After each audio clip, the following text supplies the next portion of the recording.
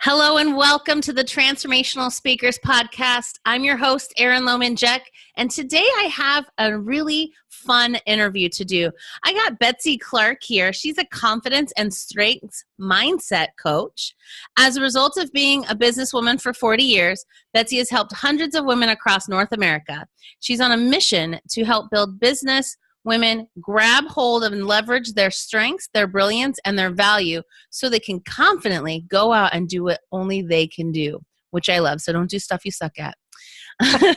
Betsy created her personal ground rules coaching program to address the essential skills necessary for sustainable and successful business. She's a mindset coach and a premier success coach for eWomen Network.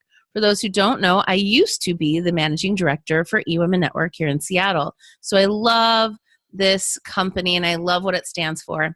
Betsy has lived in Colorado Springs for over 25 years with her husband and many dogs. She and Archie travel frequently to play with their own grown children and soak up the beauty of Colorado. And, just come over to Seattle for a wedding and all. Yeah. So welcome, Betsy. Thanks so much for joining us today. Hey, thank you, Erin. What a joy. Really fun to connect with you again and be available to, what we can explore together. I love that. So tell us a little bit more about your journey into becoming this amazing mindset coach. Thank you for asking that. I bought my first business when I was 23 years old. I wasn't even out of college. I bought a franchise and I did not know what I was doing. And I went and worked with a bunch of women in Salt Lake City who are other franchise owners. And I said, if we collaborated as women, we could really be powerful. The collaborative wisdom of women. Now, granted, this was in the 70s. And they looked at me like I had two heads and they just said, this is price fixing. We can't do this. This is never going to work. We're the competition with one. And I'm thinking, really? Wow. But I had no one to bounce my ideas off of. And I started, this little seed was germinating. And over the years, I just realized I needed me 40 years ago. And so it's been this journey of trying to be the coach that women need to have sustainable businesses that grow. And that's really how this whole thing started. I've been a coach, an athletic coach, a color coach, a weight loss coach, you name it, coach. And I had a little bit of an accident. I went over the handlebars of my bike and I couldn't work with my husband anymore. And I thought, gee, what do I love to do? And I love to ask questions. I love to engage with women.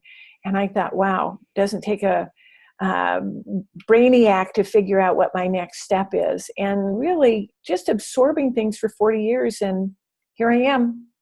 I love that. So I also used to coach, and thinking about it now, coaching, you're looking at people's form and you're like critiquing every little piece and you got to see all the little nuances. And it's funny because now as a speaking coach, I see those same things on stage and I can just break it down so easily by reading people's body language and how they're presenting themselves. And so I think it's funny. I've never really thought about how my coaching, my high school volleyball and softball really translated into what I do today. Well, body is so important in how we present. And both being speakers, we know that. And I just loved looking at the individual and saying, okay, and I was a field hockey and soccer coach, and I worked with a goalie, and I'm working with a 16-year-old, and how do I communicate? And we came up with wacky ideas because she was not your typical goalie. And she was wildly successful. And I thought, wow, this is really fun. So yes, I think athletics really plays into there. And the mental toughness you need, it's critical to succeed in business. I think that being an entrepreneur is not as easy as people think it is. No, it is not. And sometimes I talk to my high level friends that feel like we're all alone because we turn around and we have our tribe behind us, but we're the leaders of the tribe. And so sometimes it feels very lonely when you don't have those people to turn around and say, hey, what do you think? What do you think? Right? And so It's really finding those amazing advocates, those people who are in the trenches with you, doing the same stuff. I mean, social media is really easy for us all to look like we're amazing and having these beautiful lives, and you can take as many photos of whatever you want and portrays your life. And the real truth is, what are you doing when you're sitting here at midnight because you're still working on something, or you need to fill your next workshop, or you need to, those are the times when you're really like, that's the stuff that no one sees behind the scenes, the hard work, the messy desks, that stuff, right? The coffee stains on everything. Yes, I'm tracking with you. It's really what motivates me to be part of what I do is hold women accountable. And that the A word, everybody hates that word because who wants to be held accountable? But that's the back end of what creates commitment and consistency and the growth. And it's really hard, like you said, to be the leader and be out front. Who's there to hold your feet to the fire? And I think we, as speakers and authors and all of that, we need coaches. And I feel very hypocritical if I say, no, hire me. Well, who's your coach? And truthfully, Erin, I've got two. Right. I do too. And it's funny because people always say to me, oh yeah, well, you don't understand, to enroll in your program is going to cost me. I'm like, do you know what I pay? Like, do you want to get real serious about, I'm in the 5 figures of what I pay out to my coaches. And, it's interesting to me because I think you're right. Not only do I think you should be accountable, like living by example, like that's why I think having coaches is important. If you're a coach, you need to have a coach because it is hypocritical. But at the same time, it also opens up the flow of money. Like I think that people get so fixated on, oh, well, this is going to be a business expense. Great. At least you can write it off, A. But when you have to pay your coach every single month, now your expenses grew and now you have more work to do to make sure that that's filled. And when you do that, when you're paying out and someone's paying you, the flow is so much easier. And the minute I hired a coach, everything turned around, even like instantaneously. And I know that sounds silly, but I think it was just opening up that flow, because when you're not willing to invest and you're asking others to invest, it blocks you. I also think that's a key element. And in addition to that, we have to have some skin in the game. Yeah. We have to have skin in the game because it's as easy when it's midnight and you're got a messy desk and you got a kid with a temperature and you've had way too much coffee and you're getting grumpy. It's as easy to not do the next best thing as it is to do it. And as an entrepreneur, there's no one sitting on your shoulder saying, hey, have you done this? Have you done that? And so I think when we pay a coach, we have skin in the game and we up-level our commitment level as well. And I don't think we talk about that enough. I think, agree. What does it cost you? And sometimes it just is money. And sometimes that's the best thing of all, is just money. Because when there isn't that flow, then money gets sticky. Have you noticed? Right. Well, then you want to hold on to it more because you don't know when the next is coming or whatever, right? Then we get into these triggers of like how we grew up, And so we start operating from that place in our business instead of the place of flow and abundance. Right. And I don't want gummy money. I want money to flow. Yeah. For sure. I like that, gummy money.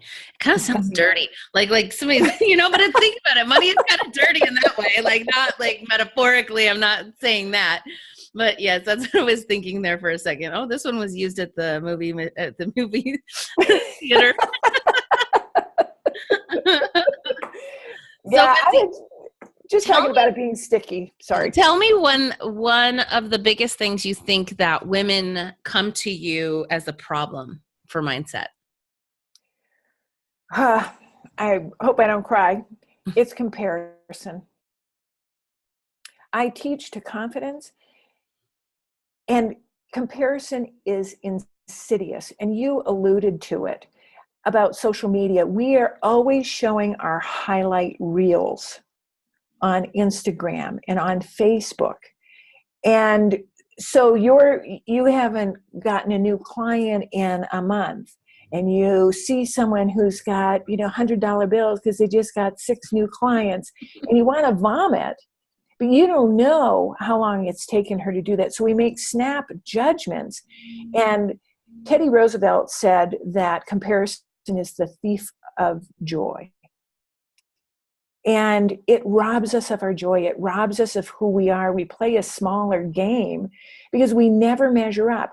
We don't take a realistic look at all the photoshopping that goes into magazines. You turn the TV on and you are immediately less than. If you don't drive this car, you're not cool. If you don't eat at this restaurant, you're less than. And what's wrong with you? You don't have any friends.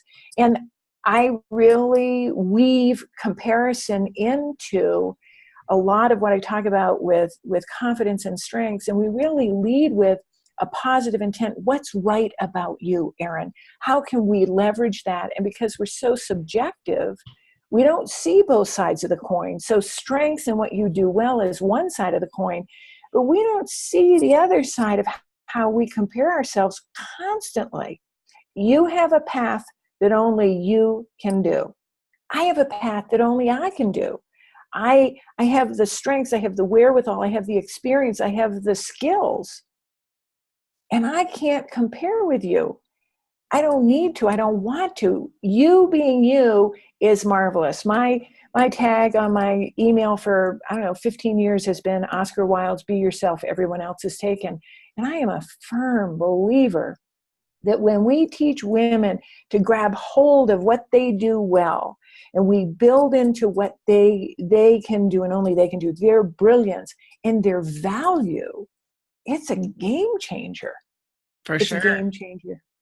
Yeah, I think even, and it's funny because I do surround myself with very high level, women entrepreneurs and men entrepreneurs, but I always hear women, they're always, I got really frustrated with myself today. I looked and so just launched her new book, or, and so we just start using that as the ruler for success instead of like, what do I really want? I spent the day with my kids yesterday.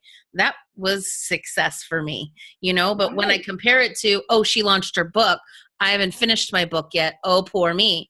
We could really get into, depending upon what you're looking at, the lens we want. It's almost like it's this gathering evidence that we're not worthy. Right. Bingo. And so it's totally, I think more so for women is the not enoughness, right? Never enough. Right. And so when we are out there, our brains want to be right. So we're collecting evidence of all the ways that we're not enough. All the time. And I even had a really close soul sister of mine call me this week and say she gets triggered by me because she looks at, I just got invited to go to the UN this year, and I'm really excited. It's for changing for women and girls, this big initiative. I've been, asked to come, this small little group of 200. It's going to be amazing. And so I'm sharing it with my closest friends, and she's like, I was so triggered by you. I want to do that. I want to do that. I want to be asked. Why am I not asked? And I was like, whoa.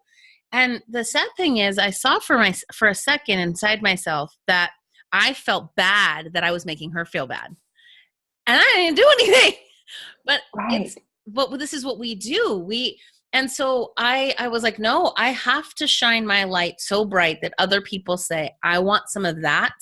I want to be close to that. I want to, whatever that, I want to do that for myself. But if I dim down my light, I'm not going to be the reflection for you. I'm not going to be bright enough for you to see.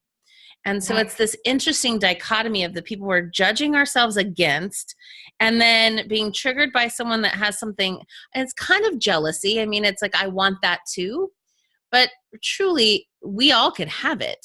If you, like you said, you don't know what went behind that, those dollar bills, right? It could have been, she sat there and made phone calls for 4 days straight. Right. And didn't get off the phone until she made those deals. Right. So, you're right. This quick snap judgment is really killing all of us quietly. Oh, It's insidious. Here is something that I teach to when I talk about comparison is we've all heard about FOMO, right? That's the fear of missing out. And I want to move my clients from FOMO to JOMO. And you're thinking, well, what's JOMO? JOMO is the joy of missing out, because you're so clean and clear on who you are. You know what your strengths are. You know what your calling is. You know what your values are. You know what you bring to the table. You know what you need, so that when you go to that book launch, you joy for your friend, because you know you filled up your inner being by hanging with your kids, because that's a value for you. That's a priority for you. And so when you're living fully and filled to the top to overflowing, someone else's success does not diminish who you are and how you show up. Does that make sense to you? Yes, for sure. I totally agree. So what would you say, what would you tell somebody if this is something they're really struggling with right now? Because I know there's a lot of my listeners that are struggling with this right now. I would say, question your answers. What evidence do you have that this is true? And this is kind of a wackadoo thing to say, but don't believe everything you think. Right. Don't believe everything you think.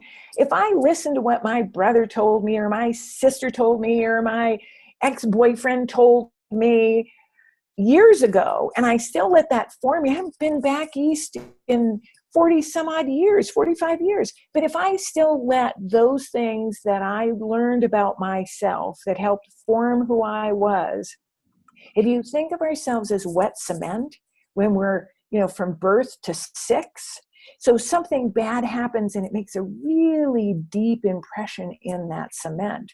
And it can take a lifetime to fill that in. But we let those thoughts form who we are and how we show up and the size we show up. Brene Brown has this great quote that's, don't play small, don't shrink, and don't get puffed up. Stand your sacred ground. And so coming into meetings the right size, not too small and not too big, not diminished and not arrogant, the right size. Yeah. I also think for women, it's hard to know what the right size of confidence is, because we all think that confidence, you get too confident, then you're cocky, arrogant, not taken seriously. You could be the B word, right? Like all of those things come with confidence. And so I think there's like this, I want to be confident, but I'm afraid of being judged for being confident. I say things out of my mouth when people say, oh my gosh, you're so beautiful, or you're so amazing. I say, thank you. And in my head, I say, I know. And the reason I say that to myself, sometimes if it's friends that I know that we've done personal development work, I will say it out loud. I will say, thank you, I know. Because I need to establish that new evidence still. I'm still stacking up my new evidence all the time. So when someone says something nice about me, I need to receive it, take it in, and say, yes, I am, and just own it. And so I think that that scared piece of when I say something very confident out loud, I look around and some people are like, she just said that out loud. I'm like, yeah, I did. I'm amazing. I believe that about myself, and there's nothing wrong with that. But for a long time, we're told, don't be too much or too big or too this or too that. Right.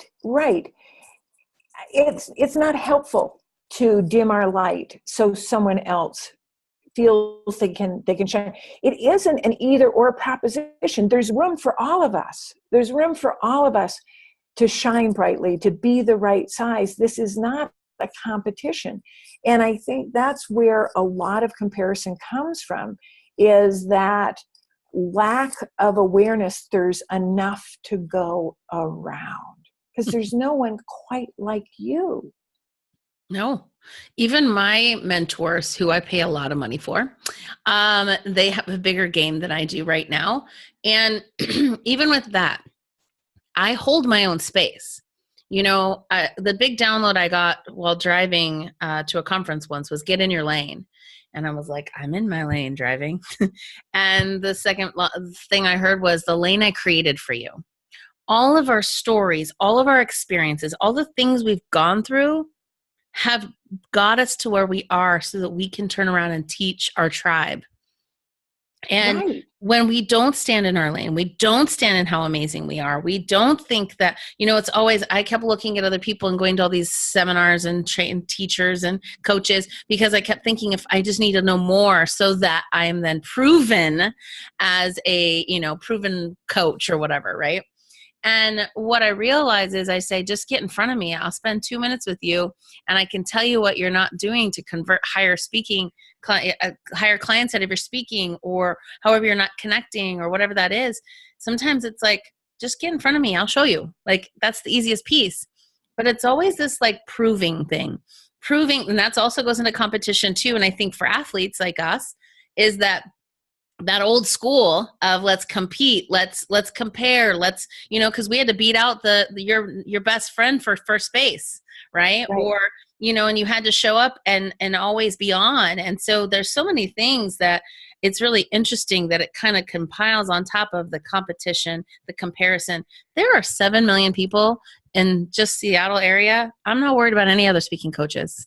Right. I partner with some of them. Right.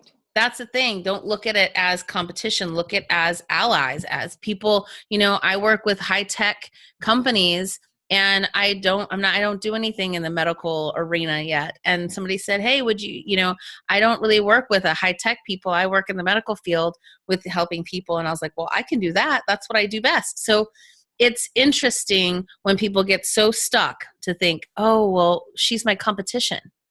There's no competition. You're unique. You cannot compete with unique. You can't. There's no way to compete with unique. Honestly, here's my mantra, and it's been my mantra for close to 40 years, is I'm looking for the people who are looking for me. And if that's true, Erin, the people that are looking for me they're not going to be looking for, quote unquote, my competitor. Right. Does that make sense? It unhooks. And it's this expectation, this intention that, I had two separate clients within 1 hour, both call me and say, can I sign up? Do you still have room? And I'm thinking, are you kidding? Of course. I love that. I love women with initiative. And I did have room, but it's because those are people who are looking for me. Yeah. Does that make sense? It just sort of takes the energy and that frenzied, I've got to get clients. I'm just going to have my eyes open for the people where it's organic, it's not salesy. I can present, they're not going to shut down. They're my people, they're my tribe. Right. Really, that's an effortless way to do business. And it's a whole heck of a lot more fun that way. Well, and I always say you're actually marketing to yourself before you found the answers. So if I think, another speaking coach came to me and asked me in an email, I'm giving away this freebie. People say they can get this anywhere. They can Google it. What should I be giving away? And other people would be like, you would give him the goods. You would just tell him for free what he could do better. And I said, yeah, because that's just, I don't believe that we're a competitor. Like, I'm good. Like, I'll tell you what works. And I said to him, well, what did you need? What did you pay for? What would you buy in the past that got you where you are today? And he's like, well, I went to, Bo Eason's event. I was like, okay, what did you want out of that? That's what your people are looking for, because it's you a couple years ago. Right. It's because you're gonna have the similar personalities. There's gonna be some similarities in how you do things, because that's what attracts people to, right? So if you think about it, if you lose this whole like niche kind of thought process in your head and just say, I'm just marketing to myself a couple years ago. What would I need to hear? What did I need at the time? How could I help that person? Right. Right. Right. My own unicorns. I'm looking for unicorns. I wear unicorns on stage, even my slippers. I have purple unicorn slippers. And after being on stage for 2 days, I was like, can you give me my slippers? So my husband runs up there and puts on my purple unicorn slippers, and I continued to talk for the rest of the seminar. But yes, so it's kind of a joke about me and unicorns. Right. And those are the people you're looking for. You are looking for fellow unicorns. Yes.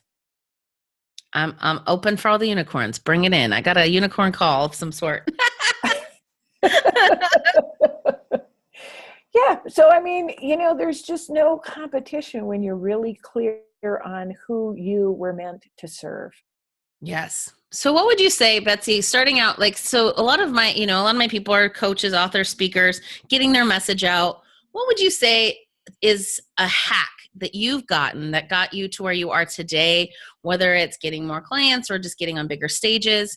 What is that for you? What has been like that one key thing you could say, oh man, if you only knew this?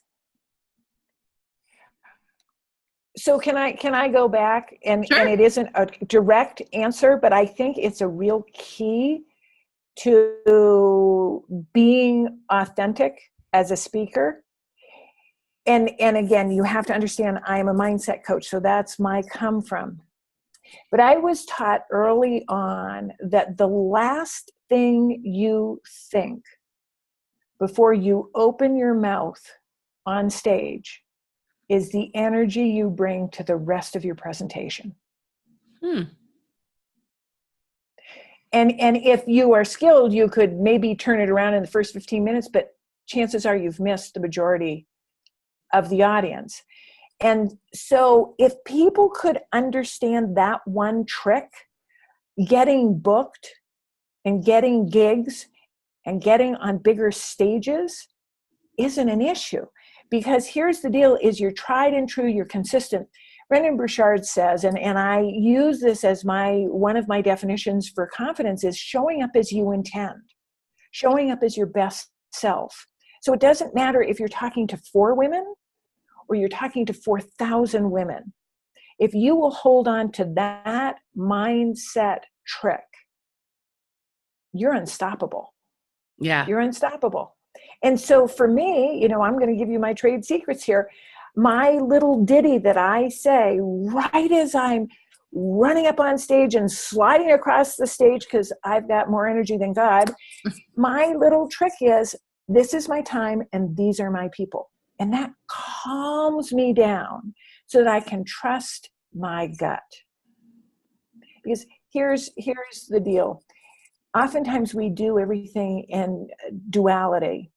I come from my head and I need to talk to people with my heart, or I come from my heart, I need to, engage the people that are head people. And we get so either or, right? But if I could be the queen of this world, I would teach women, when you speak, come from your head, come from your heart, and come from your gut. Because that's a 3-legged stool I could stand on all day long. When you integrate those 3 things and you understand this is my time and these are my people, you can trust your gut to feel the audience, to say the things that need to be said so that you give a presentation, you give a keynote. It isn't you taking, it's you giving. And if you come in with that level of humility of, this is my time and these are my people, it's a very, very conversational, engaging, relevant speech, presentation, whatever you want to call it. Yeah. The first thing I say to myself before I step on stage is, I'm just the conduit, use me. Right. And it really truly is, because I extemporaneously speak. I don't actually script out what I do, because a lot of it comes from flow. So a lot of it will come right through me, and I will say a story. I'm like, why am I telling this story? I'm like, having that dual conversation in my head. Why am I telling this story? I've never told this story before. And what will happen is I'll get off stage and somebody in tears will say, I needed that story. And I'm like, okay, but if I didn't trust my gut and didn't trust that I knew well enough and could read the audience, then I would be stuck telling them a story that didn't fit for them. Right. And see, that gets back to comparison. If we trust our gut, we trust our heart, we trust our head, that 3-legged stool, we unhook from comparison, because there's enough to support being integrated, if that makes sense to you. But to me, it shows up in our business, it shows up in our personal life, it shows up whether we're speakers, we're authors, we're coaches, we're CEOs. it's kind of the human condition. Welcome to humanity. Well, and that's one of the things I bring to the stage. So I'm going to give out a secret that I guess I don't, it's not a secret, but it's one of my trade secrets. Is one of the first thing I always do is I ask a couple questions and I ask people to raise their hands, because what happens is if I say, how many of you in here have a message you want to create a movement with? And I am showing them by raising my hand high, they all respond. And I say, now look around. All of a sudden, they're starting to realize they're not alone. They have a tribe now of other people that have the same mission or the same goal or the same thing. And so now all of a sudden, we're a tribe. So within the first 30 seconds, I have a tribe of people and we're all going the same direction. Yes. And that's that human condition. We all might come from different backgrounds. We all might have different skin colors, different ages, different sexes. But when you ask somebody a question that a lot of people will answer because you know your audience, then you get the room enrolled that we're all in this together. Right. Right. So they are your people because they're now your tribe. I'm a firm believer. I'm high in connectedness. I believe that I'm at the stages and the places that I need to be in because. Yeah. Well, and I love the thing about, listening to your gut. So when I was overseas, I was doing a speech and I was given 20 minutes. Well, we had all kind of been together on this cruise for like 5 days already. I was like one of the last people. I knew no one at the beginning of this trip there. Met a lot of them along the way. We did service projects and stuff. So we got to really know each other. So I got up and I said, I'm not going to tell you my story. I'm not going to tell you where I come from. I'm not going to tell you any of that, because if you don't already know, you can come ask me later. But I just want to give you 20 minutes of full value. Is that okay? And they were like, well, yeah. And I said, and I just came and I listened to all of you all week, asking questions, and I'm asking, what do you need and what kind of support do you need? And I listened, and most of them all were talking about monetizing what they do. Now, I was hired to come in. Well, I was brought in to come and speak about speaking. So I did put that in at the beginning, but then I really went into how I could help them monetize what they do and mapped it out for them. And they were like, oh my gosh, I now know how to repurpose my videos and my content and all my stuff. Now I get it, right? Now I can make some more money. And maybe it's a new stream of income that I didn't think about. But if I would have just went in there and did here's my dog and pony show every single time, then it wouldn't have been as impactful to the people in the room, because I really was listening to what they needed. Right. People are always telling us what they need if we will listen. Here's I'm a word nerd, and I love anagrams. So if you take the word listen and you rearrange the letters, you get silent. And you rearrange the letters again and you get enlist. So if you will listen, be silent, you can enlist. Oh, I love that. I'm writing notes right now. I gift that to you because it's huge. Yes. If women would understand that, we're just waiting until that other person you're sitting down with, their quarter runs out, and then you jump in. Instead of pausing, there is such power in silence. There is such power in the pause. You and I know that as speakers. Yeah. We know that. Brings people in. If all of a sudden you leave them, they're like waiting on the edge of their seat for what's she going to say next, right? Right. So important. Right. I love that. So, okay. So speaking of confidence, so I always talk about, I have this thing where if I feel I need a little extra confidence, I might be undergoing fear in the moment of taking a big jump in something. And what I do is I enlist the confidence from my future self. So my future self has a $40 million company. She's killing it. She's got a New York Times bestseller. She's all these things, right? All things done already. And I think about, what would she say to me? So there's times where I take counsel, sit her down, like, what would she say to me? So if you could go to your future self, sit down with her, what would she say to you? I'm so glad you've trusted your gut you've laid hold of your strengths, and you've laughed all the way to the bank. I like that. That's awesome. So it's bringing the joy again, right? Living in it. It's bringing, I'm very intense, and I get very passionate, and I get very responsible. I am a firm believer, to whom much is given, much is required. And I just can get so intense. No one wants to be around. I can hardly stand my own self.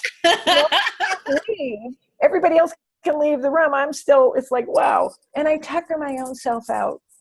So by trusting my gut and laughing all the way to the bank and those kinds of things, it's me at my best. I on the inside, I'm a third grader. I think like a third grader. I tell stupid jokes like a third grader, and I'm really content to be a third grader much of the time. Hey, that's, and it's pure joy. I mean, the things that kids they're just pure joy being expressed at all times. Right. Like it's just really, truly without all the worries and all the thoughts and all the programming and all the stuff, you're so much cleaner and clearer then. Right.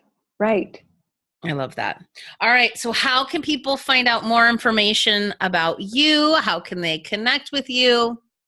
I would love to have them go to my website, which is www.betsyclark, BetsyClark,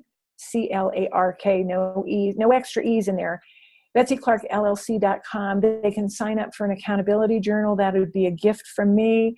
And if they want to set up a time to have a 15-minute clarity call, if there's anything that I said that resonated, I'd be happy to do that for your listeners. I think that there's just so much we can do with and for each other, and that's really what my invitation is. I love that. Thank you so much for being here. And I will put all of her information in the show notes, so you will definitely be able to connect with her. And one last saying, one last piece of golden nugget that you can leave. Your mindset matters. I like that. So like size matters. That could be a new bumper sticker. Yeah, there you go. There you go. The size of your mindset matters. How about that? Both of those, right? See, I'm like a 7th grade boy. I like always joke about farts and I don't know, poop. I don't know. I'm always the 13-year-old boy in the room. Yeah, well, I guess it always just boils down to our mindset matters. And, we all have mind monkeys. And, who's going to run the show? Your mind monkeys or your mentors? I like that. And you can't compete with unique, right? So I will leave that. Yes. Well, thank you so much for tuning in this week to the Transformational Speakers Podcast, and we will see you on stage.